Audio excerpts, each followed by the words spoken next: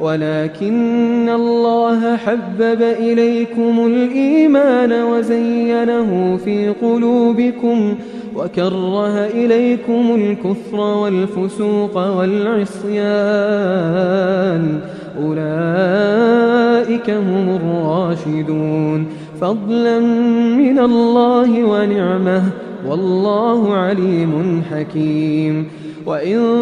طائفتان من المؤمنين اقتتلوا فأصلحوا بينهما فإن بغت إحداهما على الأخرى فقاتلوا التي تبغي حتى تفيء إلى أمر الله فإن